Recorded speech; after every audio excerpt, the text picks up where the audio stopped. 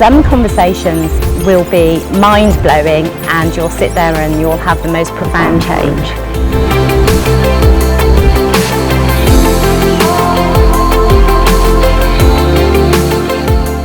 So, hey Jane, 52 Conversations. Thank you for joining me. How are you doing? Well, I'm looking forward to catching up because it's been a while. In fact, I think the last time I actually saw you in person would be 2009. I know. That's a long time. It's funny. I was talking to Lou, the other day, and we were like, we should have a reunion sometime. And I was like, yeah, we should. So we should. But anyway, for people that were listening, when we met, I was a delegate on a Ericksonian hypnotherapy course in Kendal. That's right. And it was wild. It was wild. And there was lots of magic that happened there, wasn't there? I love the fact that you went straight into that's right. Oh, yeah. No, it's not me. It's my unconscious mind here today, Janice. Absolutely. So for people that don't know you, I was thinking before, gosh, how do I even begin to introduce Jay? Because there's so many superlatives I could use. And I thought, rather than me doing it, why don't you tell people who you are? Thank you. Because I thought, you're going to ask me this. And I think, oh, no, because I don't even know myself half the time because it's constantly changing. So I think my summary statement, if someone said, well, what is it you do in just a couple of words? I'm a serial specialist. So I specialize in being in a general big way. And so I do lots of things. And I think actually that's quite common, for people like us, people interested in other people and connection and living life to the full. And, before we were pressing the recording button there, you're talking about being a free spirit and shall I do this and shall I do that? Life's this big buffet. And for me, life is that big buffet. And if you spot something you fancy, don't have a nibble. You go eat it all and then move on to the next thing that takes your fancy and eat it all. And so my list is quite long. I just add to it as I go along. So I'm a writer, I'm a published author, a professional storyteller. I'm an athlete. I've just got my vest to represent Ireland in the aquathlon, the World Aquathlon Championships. There's a bit of a story behind that. I'm a theatre maker and an impresario, a trainer and a coach. Impresario is the one. I like that word, impresario. So basically, I write theatre shows. I give myself the starring role in them and then I tour them. I love it. I was reminding myself of all the things that you've done earlier, and that's why I was thinking, I'm just going to ask Jane to say, well, this is who I am, because it's like, this is who you are today. But actually, by the end of the day, you've probably got another thing that you'll have thrown onto that list. Well, I think, it's for me, and I think it I don't want to generalize too much, but I think it's quite common for people to reach a stage in their life where they think, is this really me? This is what I'm supposed to be doing here? Or have I actually got a purpose? Am I living my best life? What is it that my deepest talent that I obviously haven't discovered yet? Because I just feel like there are tracks of possibility around me, but I'm just not on a track. And that happened to me when we moved to Northern Ireland. So I moved from Scotland to Northern Ireland when my son was just about to start secondary school and had a big choice to make. Will he have his secondary education in Scotland, or am I going to make the leap because I was in a long-term relationship with a farmer in Northern Ireland, so he wasn't going to move. So I'm going to make the leap and do it now. So I decided to make the leap, and I suddenly realised, well, hang on a minute, I've just arrived in this really small country. I mean, there are 1.4 million people in it. It's physically really small, and it's an island. So there's only certain things and opportunities that were available to me. And I moved from what felt like a really big life, unbounded, with lots of possibility of traveling and doing lots of things, to quite a small life.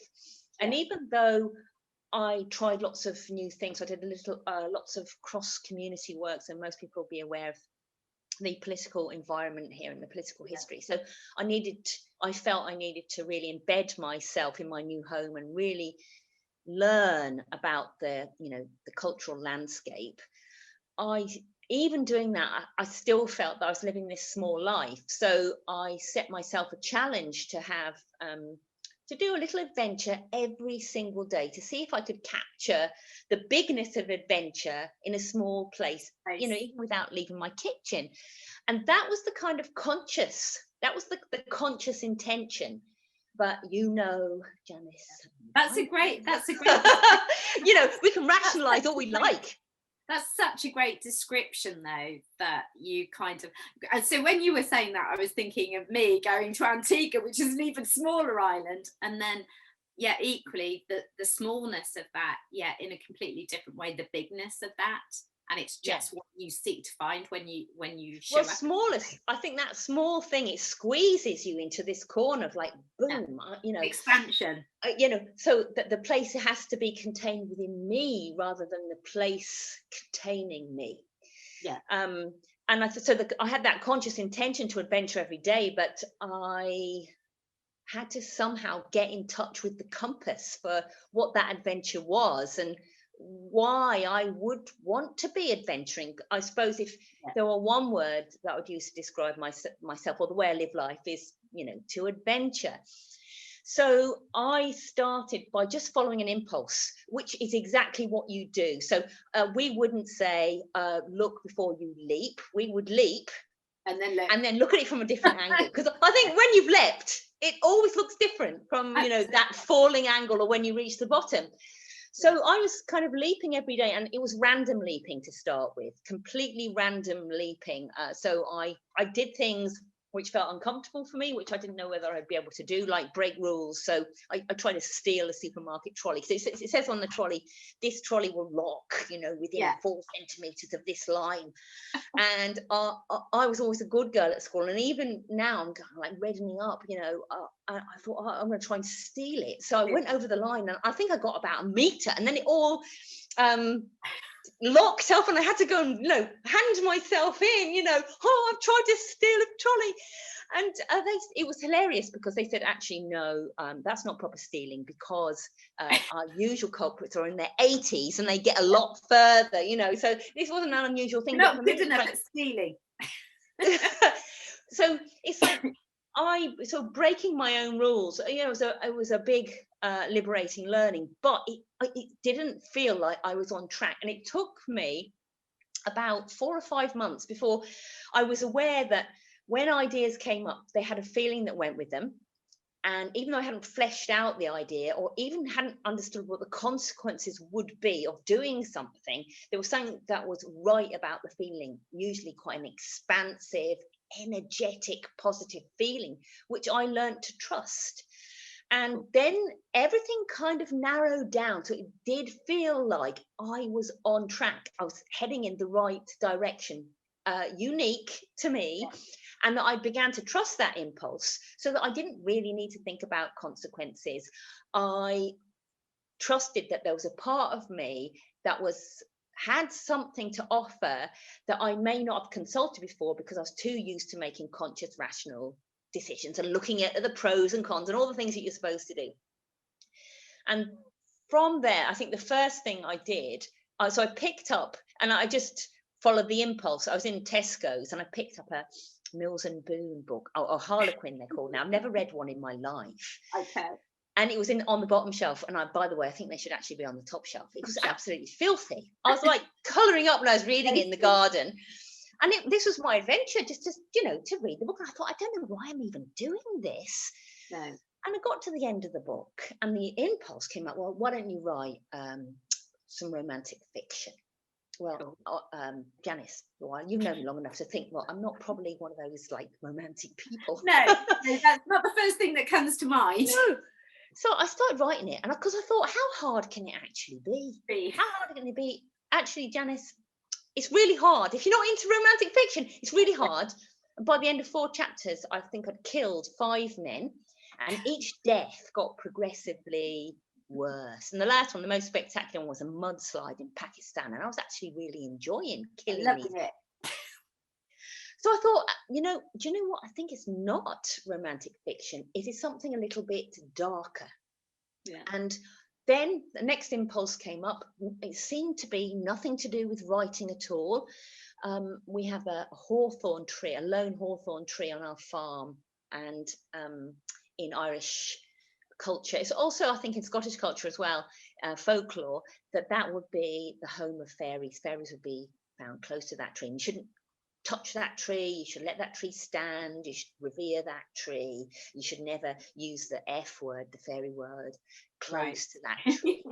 So I decided I'd go on a fairy hunting adventure. So I'd stake it out properly. So went on YouTube, I did all the research necessary on YouTube, the place to go for fairy hunting, and we staked out this tree at the right times of day. So evening twilight, morning twilight, and visited this tree. And honestly, I was a little bit scared, but nothing actually happened. Obviously, nothing happened. No fairies appeared. Sorry? No fairies appeared that you know. Well, there was fairy activity, I have to tell you, Janice, because when I went to sleep, we were camping in the back of a van. When I went to sleep, I had this dream, and it was a story in its entirety. Cool. And I got up the next day, my hat had disappeared, so something had been taken in trade. Right. And I wrote that story down and sent it off to a publisher, and the publisher said, "Oh, this is really brilliant. If you send us the rest of the book, we'll consider it." I thought, what do you mean the rest of the book? The rest of it? What do you mean the rest of the book? There is no rest of the book. So, there's a bit of toing and fro. They said, "I'll write another story." I thought, I don't know if I could do this. So I said to my husband, "Take me to some places where you think there's magic in the air, where you feel totally connected to nature and all that kind of magic stuff." And he said, "Fine." So I contracted with the fairies. I said, "Look, come on, let's do a deal.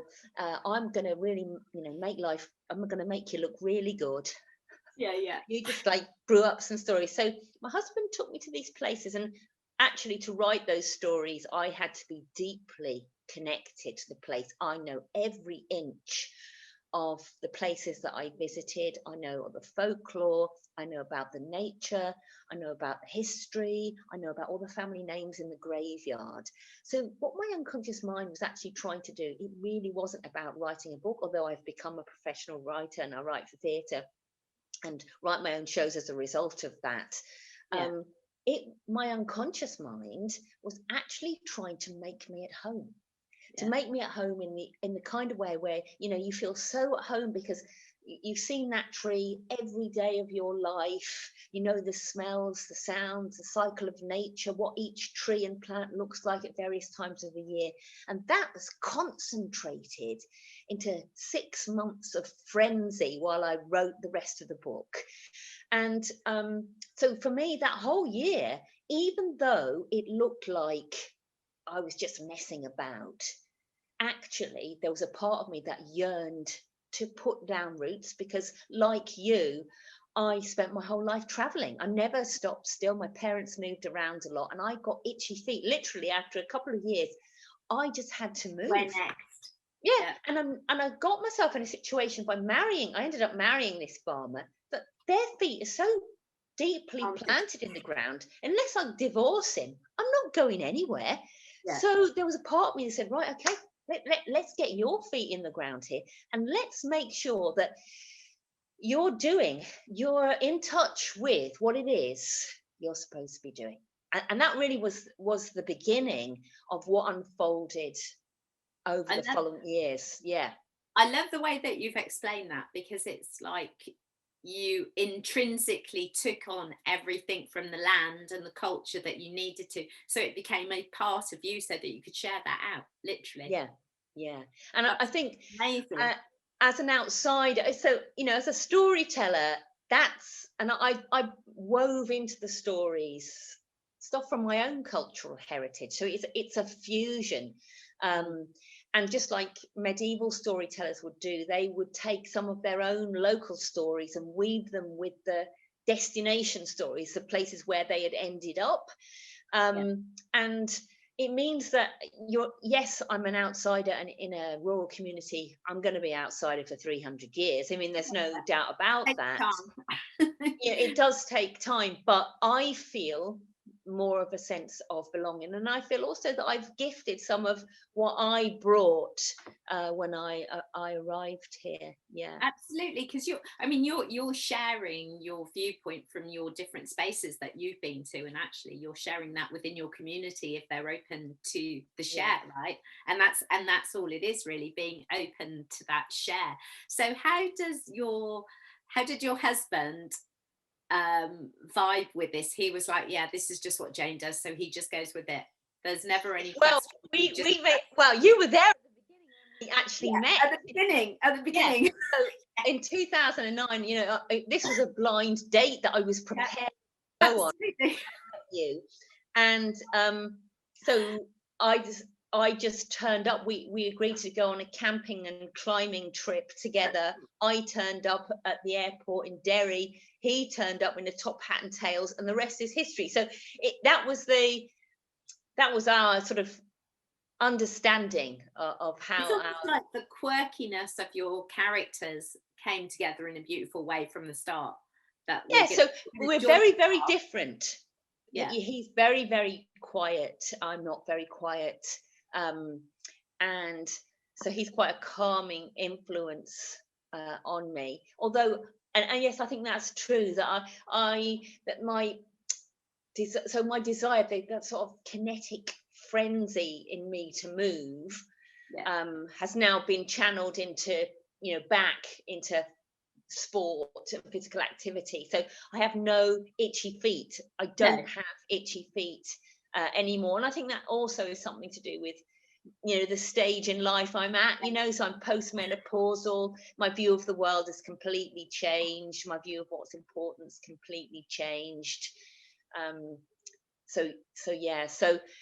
the things that I did, everybody thought, oh well, she'll just carry on writing, and I do write still, and my book got turned into a piece of theatre, which I was part of the creative team for as well, and that helped me learn about how theatre works, and I did some professional physical theatre training as well, but that's a strand that that's kept going, and I've then continued to follow this impulse, which has really, really kind of narrowed down over the last couple of years, and that also brought me full circle. So I think because your daughter, she's, and I think my son, that they're at that age in life where they're kind of just starting out and finding their feet, and I'm back to finding my original shoes that I started off at. I think I wish I'd realised I was going to do this, because I would have stayed here, in these shoes all along. So I've very much come full circle.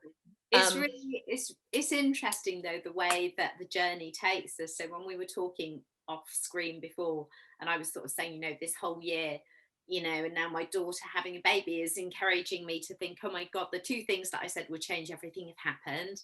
Parents gone, daughter's had a baby. What am I going to do? Am I being brought home? Yeah, and it feels very much like that. It feels really comfortable as well to be considering that. It doesn't feel frightening anymore. Whereas if you, like last year, it was kind of like, oh gosh, imagine living back in England all the time, or imagine being more in England than not in England. And it was still kind of like that. And now I just think, well, actually, almost like walking in my father's footsteps. Last weekend, or the weekend before last, I was on a drumming retreat here. So here in my little village in the middle of nowhere, we now have people who've set up a retreat place, and they do shaman stuff. And I was like, oh, they've done this for me. I literally feel like it's been done. They've made this for me, so that actually I don't have to go all the way over there or all the way there. I can feel comfortable. And it's really interesting what you've just said, because I feel very much like I'm kind of returning to this space from whence I came. I've got all this other goodness and all this other juice to make it okay. And you've got, I think, also that understanding now that comes with age, that everything that you've experienced is always with you. So you you'll always be connected to Antigua and what it's offered to you. You can always draw on that.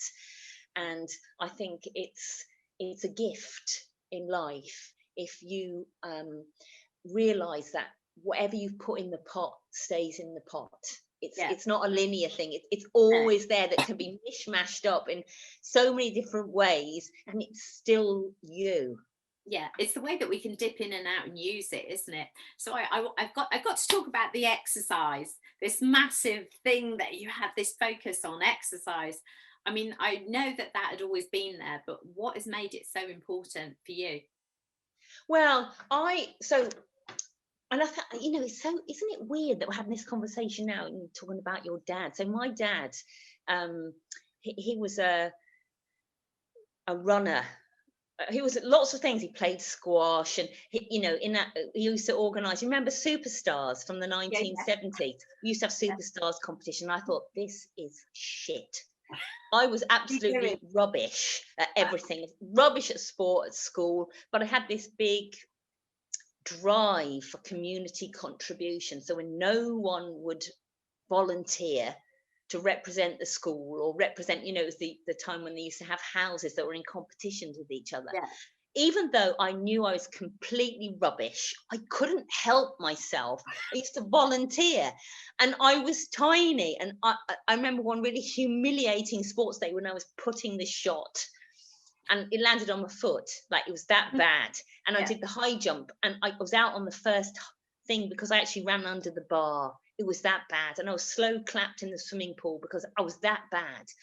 And sport for me had strong associations with my dad, who's so brilliant at it, and my brother seemed to be brilliant at it as well. But in hindsight, the idea wasn't that I was so bad at it, is that my focus was elsewhere. So I was an academic child, and I saw everything through that particular prism. Yeah. And when I left home and went and started work, I started running and doing aerobics. It was the thong generation, had the thong, I loved it. And I used to go after work, and I really enjoyed the social aspect. And my dad would go around the country running races, and I thought, well, I'm going to try, and I did a 10K and then half marathons, and then it became that we would travel around the country, and my dad would race, I'd be in the race. My first husband had a few of those. This is my first one. he would come and race as well. And I hadn't worked out at this stage you're actually supposed to train, or there was any kind of structure. But I used to love it, and I realized in hindsight that was a kind of way of connecting with my dad, keeping in touch with my family. We had a common interest. And when I moved to Scotland with my husband. I got pregnant. I was told I couldn't have children for whatever reason. Tried all sorts of fertility treatment. Had this unusual window. What do they call it? A window of fertility. That's right. That randomly opened. Got pregnant, and then it closed again. And I thought, well, what am I going to do? I was like 8 hours away from my family, doing what I'm doing now. So settling into a new community. And I trained to be a fitness instructor, aerobics instructor, personal trainer, trained in nutrition and weight management, and was a part-time firefighter as well. So I had this adventure, and then I had this passion, which it wasn't just about sport, it was about helping people, particularly women.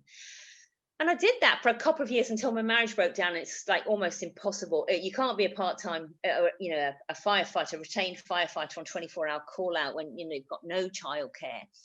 And so I had to go back into corporate life, which was a bit of a mistake. So I think you've had the corporate experience. I had it when I left university. Big mistake, not me. Stayed in it, shouldn't have gone, but I went back.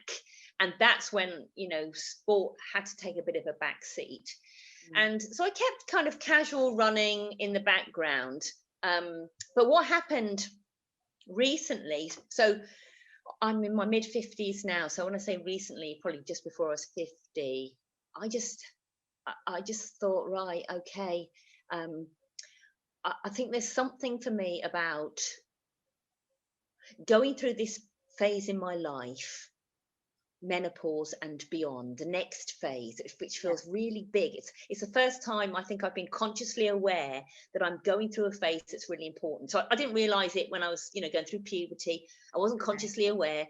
you know, I wasn't consciously aware of all the key life stages, but this one, I knew it was important. And also, and it's that time where people your own age, you know, start to not be so healthy.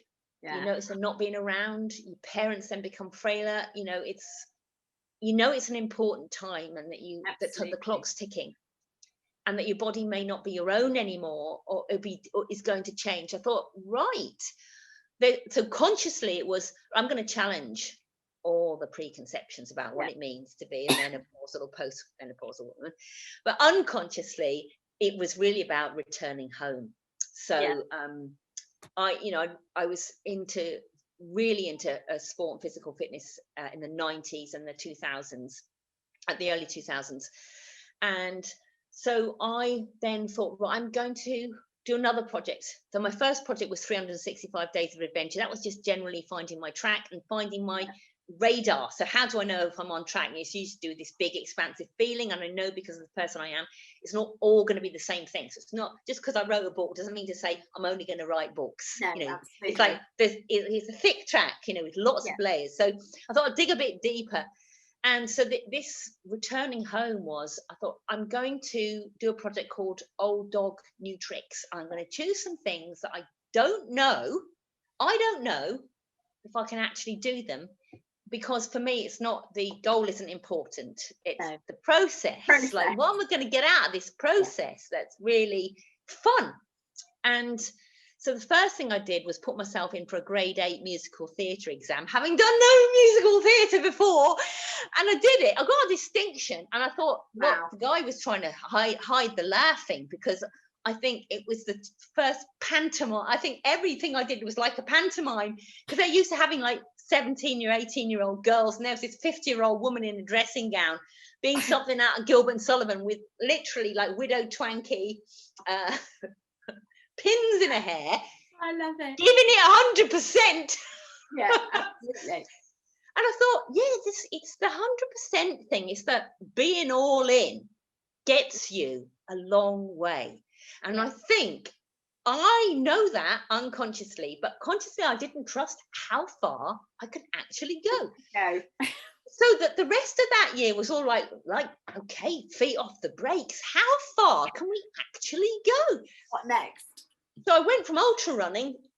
I had a background in ultra running, so running a very long way, to over 50 miles. I actually ran 203 miles over 9 days in 2010, that was.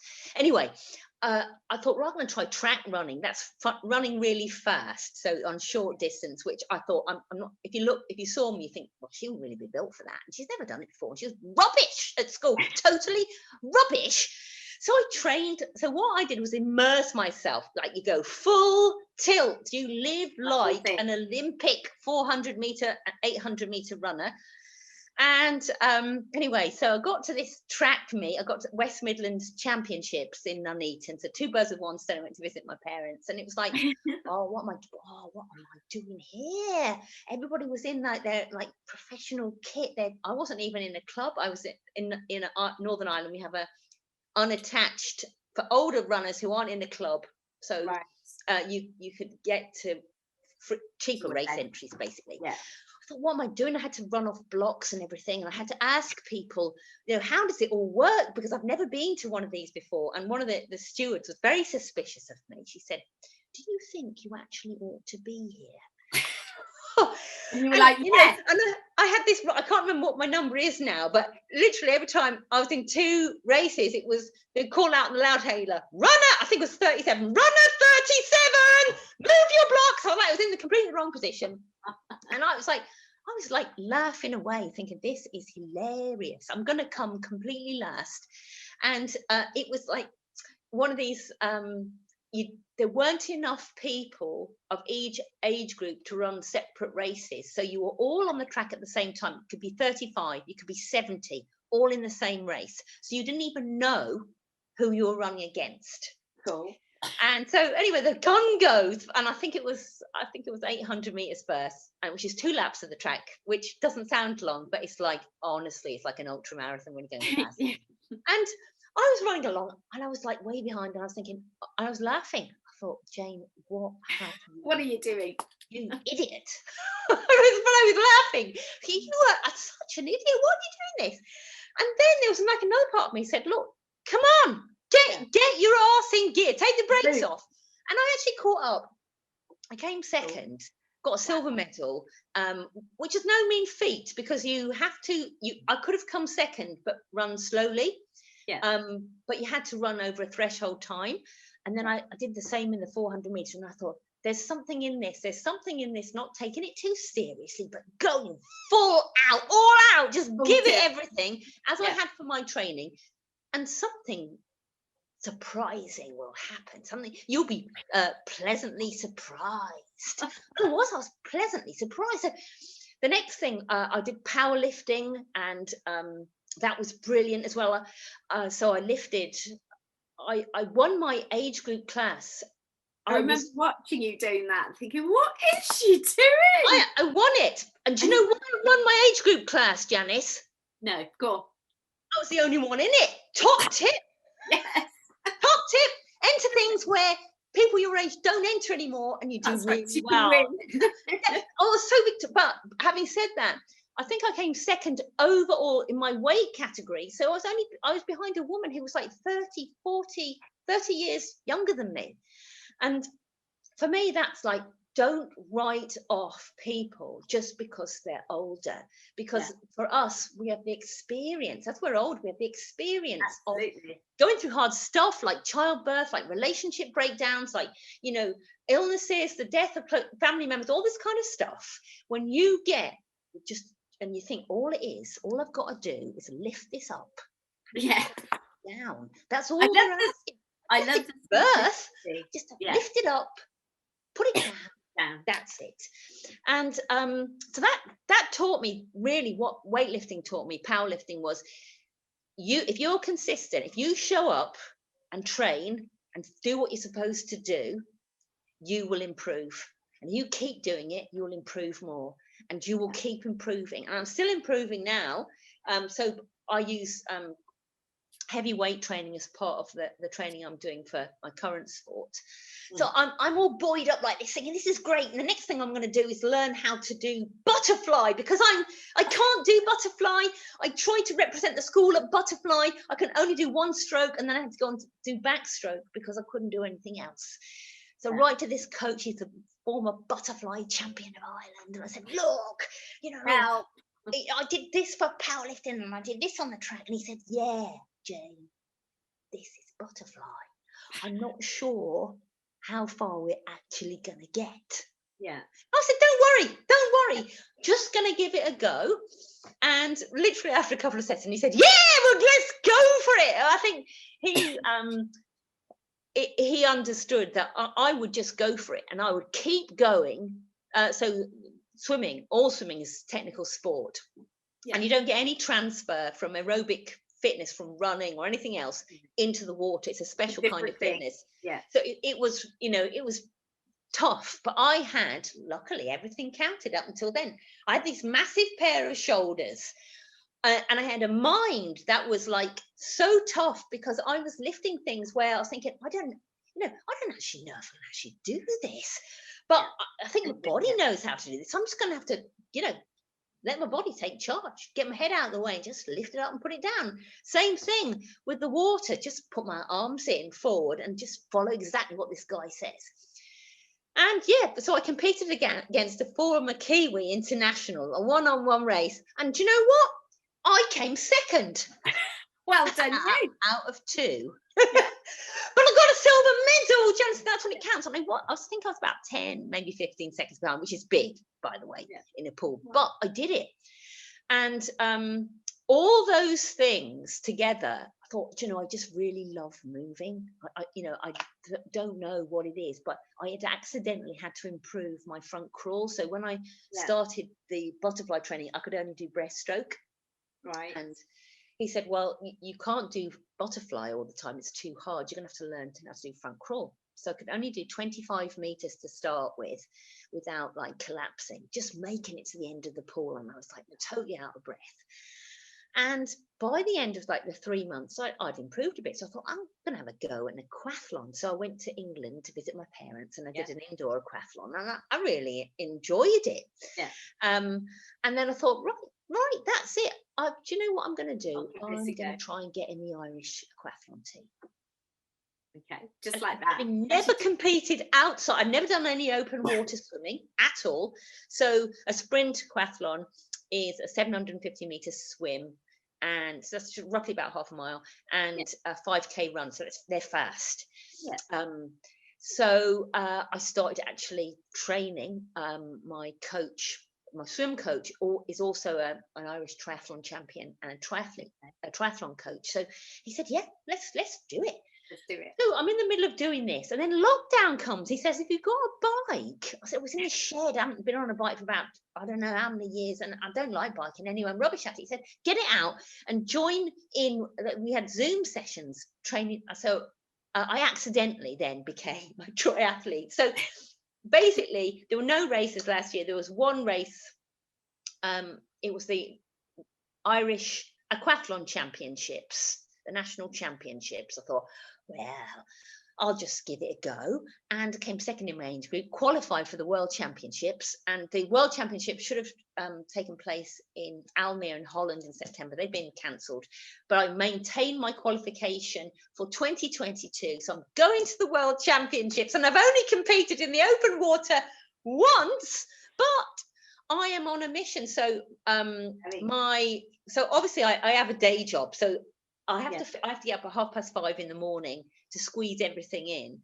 I'm in the pool at 6:30. I sometimes have to have 3 training sessions a day, but my aim over this coming winter, so I've got a really long, that's something I didn't have when I was younger. When I was younger, I don't know about you, but I felt like my timeframes were quite small, but I had to achieve things quite quickly. I felt quite pressured. Whereas now, when they said, "Oh, we've cancelled the World Championships," I'm thinking, great, I have actually got longer. Got more time to prepare. That's right. And I've got some stakes that I can put in the ground already. I'm thinking, like, for my winter training, I want to come out of winter 21-22 looking like I've always been in the pool, which is quite hard if you've not come from a swimming background. So it looked like, oh god, but it's all right for her, a natural habitat. Yeah, look, she's obviously from a swimming background, which I'm not. And to get my legs in shape, so it takes. That's the thing I think that this is all teaching me, is that some chickens take a long time to come home to roost. But when they do, that roosting is a massive positive celebration. So it's taken me 2 years of swimming, and last summer I was swimming like 5 or 6 days a week. And that's not just random swimming, that's structured training and drill work for my body to suddenly think, she wants to swim. 2 years. And I think that's because I'm a little bit older. It's taken longer for my body to learn. And so I'm prepared for my bike skills to take just as long. And I've been running for over 30 years. And so, I can't expect I can't expect the naturalness. And I'm thinking, no, I'm okay with not expecting. I'm okay working for it. I'm okay. You can do the work. And I'm okay, to be pleasantly surprised that when it suddenly feels like, wow, that has suddenly changed. My body has changed shape. And everybody's saying, look, you're too old really to start out now. That's not true. That isn't true, especially if you're crap to start with. So if you're crap to start with, which I was for swimming, then you make massive gains really quickly, no matter how old you are. Absolutely. And so the message is, like, start now. It doesn't matter. It really isn't too late. And the menopause, actually, the mind shift. So I think I'm lucky. I haven't had a single hot flush. The only thing that for me is I don't sleep as well as I used to sleep. Right. And even being physically exhausted, I don't sleep as well. But the gift to me is actually, I don't care as much I don't care what I look like. I don't care what other people think about me. And I'm really aware of how precious the rest of my life is. And that I'm going to do with it what I want, even if it means getting up at 5:30 in the morning. Yeah. because if you know that works for you, it's interesting talking about the menopause, because I had a full hysterectomy when I was 41, so I feel like, and then sort of working my way through that, and now when I'm listening to my friends and they're all saying, oh my god, we're menopausal, we're premenopausal, and I'm like, yeah, I kind of did that a long time ago, but then obviously coming through it in different ways.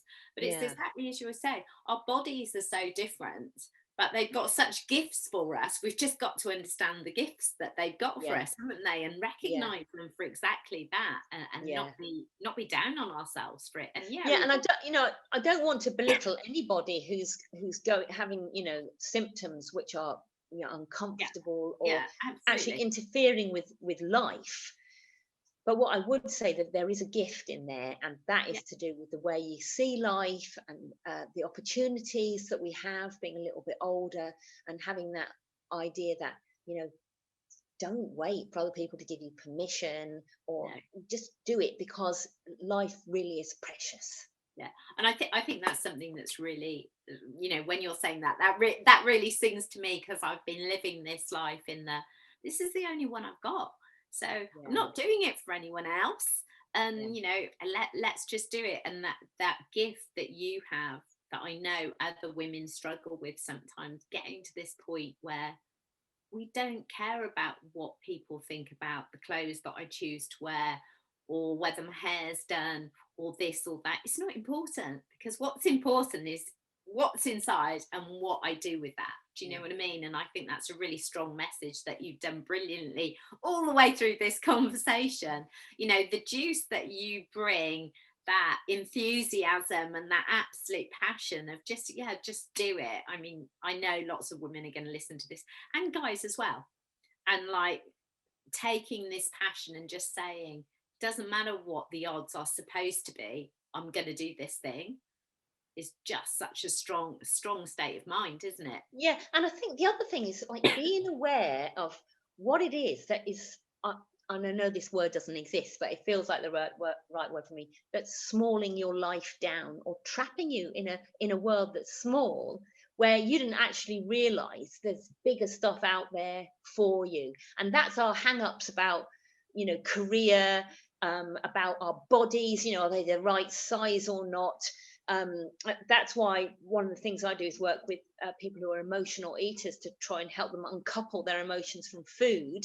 And because life becomes so small when you're worried about this kind of stuff, or when you work so hard year after year after year and still find yourself trapped. And when you're living like that, you're completely disconnected from the bigger life that's always been there for you, the bigger buffet, the big party. And whether you do it when you're at menopause, whether you do it you're 30, brilliant, but do it. And just for me, it was like, there is literally more to life. There's a bigger life out there. What's in it for me? Let me taste it. Let me have it all. Embrace it all. I love that. So that kind of brings me, so is your day job more of the coaching? Are you still doing all of those things? Yeah, I still do all of that. Still do all of those things. It's a long day. I tell you, it's a long day. So I've got, I don't know if it's just the correct term, but if anybody asks me who's a sensible grown up, what I do, that I have a portfolio business. Okay, that's the way I put it. Doesn't it? Do a little bit of everything. So thanks to my book, I do writing. So I write for theatre, I write my own stuff, I continue to write my books, and storytelling, and then coaching. So I train people in NLP and hypnosis. But I've got a specialist field that I'm completely passionate about, and that's what I've returned to. So I've been doing it for about 21 years now, and that's working with women to help them have a more positive relationship with their bodies and with food, and to help them escape the diet trap, so that they can live a full life that's not dictated to by the way they feel about how they should look or how they should be eating. And the byproduct is they actually lose weight once they break out of the diet trap. So that's where my passion is.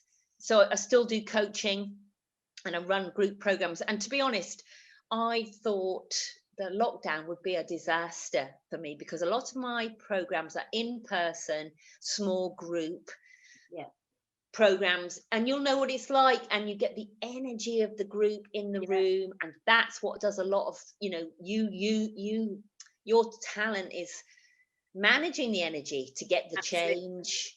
And I thought this is going to be a disaster, until Zoom came along, and I thought, hang on a minute, you can still, it's so real, it's so like being in the same room, that actually you get the feelings, you if you can calibrate properly, you can get the energy of the group.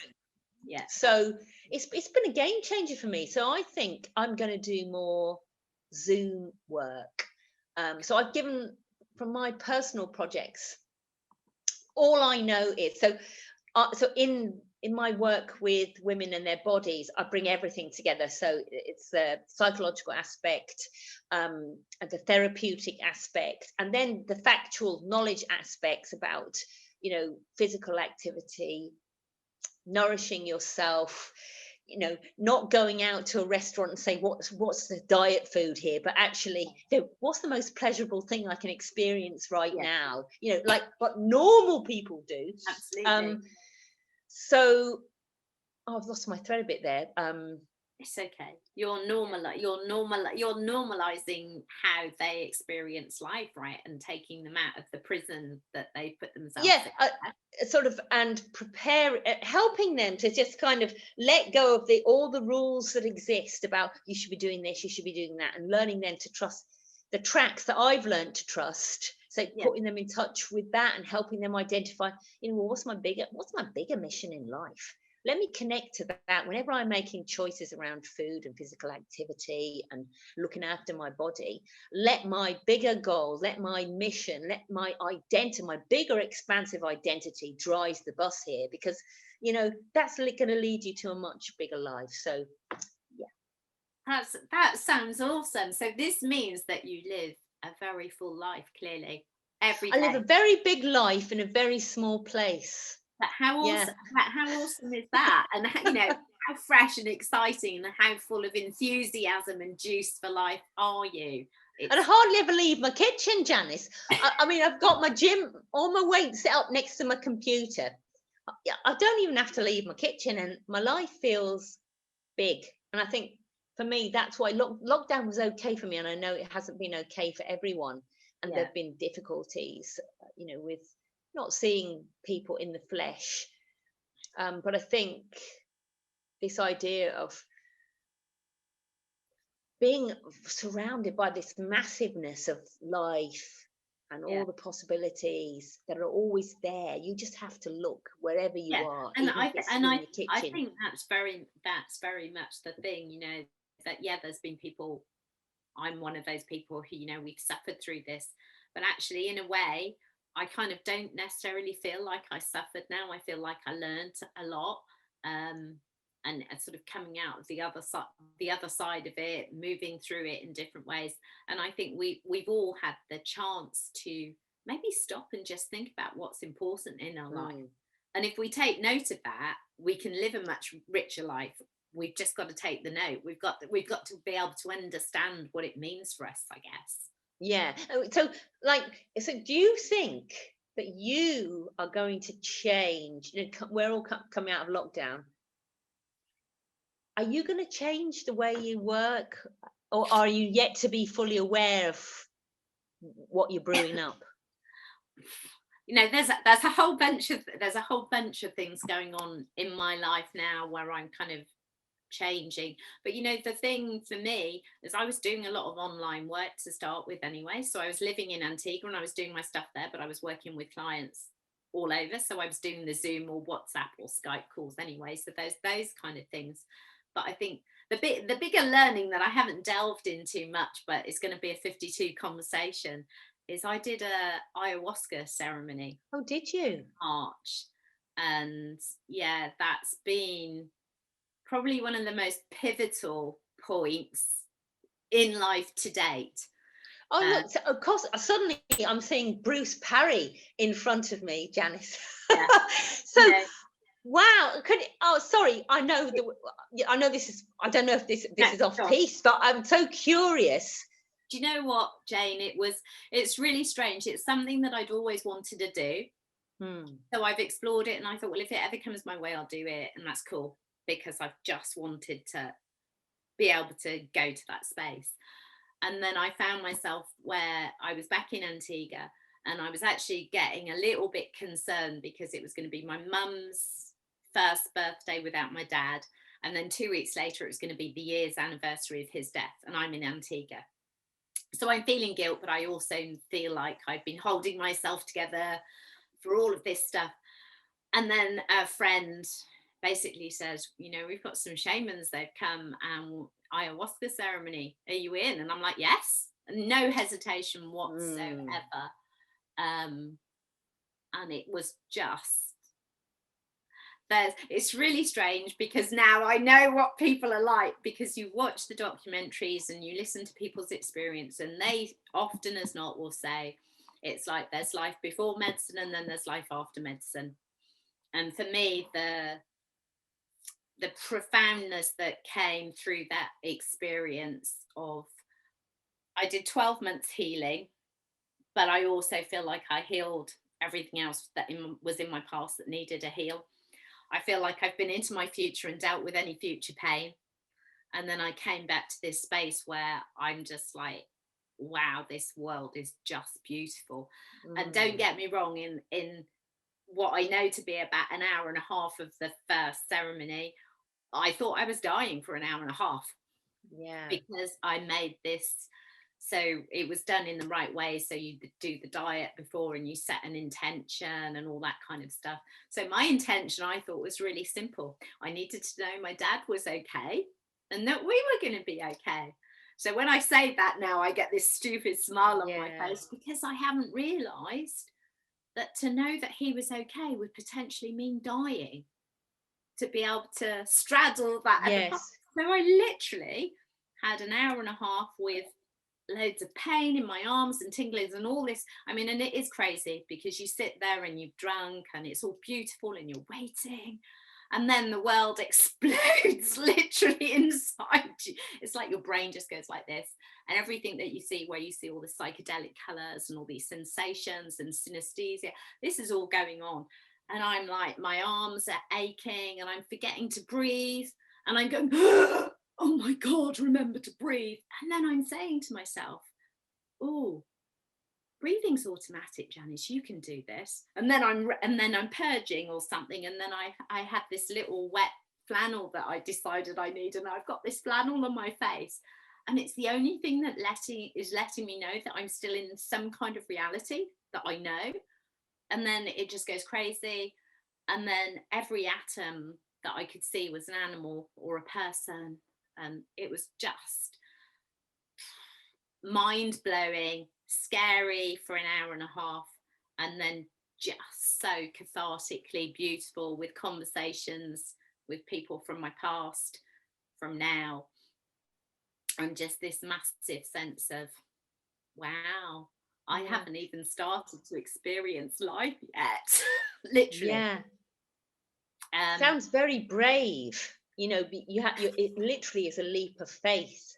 Absolutely. I think for me there was no hesitation, because I think on an unconscious level I had been holding myself together so well over the past year, through, you know, my dad dying at the start of the lockdown, being here with my mum, people not touching, hugging, not having a proper funeral, all of this stuff had been being managed, and my thing was moving. I was hiking, cycling, yogaing, hiking, and that was my way. So it's almost like I recognized that I had to come to this point where something was going to stop me being this version of myself. And, you know, profoundly after, when I was talking to one of the guys, and he's like, well, how was it? I was like, oh, I was gonna die. But then on the other side of that, just this, even since March, no ability to get really wound up by anything, no stress, no tears. I mean, 4 days later, it was the anniversary of my dad's dying, and all I could say was, wow, he's a celebration, he's everywhere, he's on direct download, we're breathing him in, what's the problem? And just this different sense of self. So it kind of feels like it's peeled back a corner of something that consequently other people have been saying, well, we've been waiting for you to recognize that you should be looking more at, you know, this is some stuff that you've got going on that's very you. So, but yeah, so yeah, very, very, very profound. And I'm kind of like, when can I do it again? Because now I know I absolutely want to explore. And is that the process that you, because it sounds to me when you're talking, it's like it kind of brings, I think that's the theme maybe of what we're talking about. It brings you home really to the, like if you were a pool, right to the bottom of the pool, but there's something holding the pool, and that's where you would go next. Is it an ongoing process? It feels very much like that. I mean, it's very big. I mean, obviously it's become very trendy, and the people that we did it with and everything that I've been doing after is very much about the integration of that experience. Because, you know, like you, we've done loads of training where we've been in altered states of consciousness. But man, I can honestly say this is like something else altogether. But such a profound sense of I get to live this life, and if I can take some of those experiences and be able to look at them through a different lens altogether, this is just an opening. This is the start of something else, and that's very much the way that it feels. And I think it's helped me to have no fear of anything that's to come. Literally, I feel like there's nothing to be afraid of. So it also sounds like perfect timing, doesn't it? Oh, absolutely. At the stage you're at in life, because I suppose that's the thing, isn't it? We don't think about our mortality when we're 20s. You know, life's going on forever, and then suddenly life is not going on forever. Have I lived my best life? What am I supposed to do? What really counts? You know, what's the end going to be like?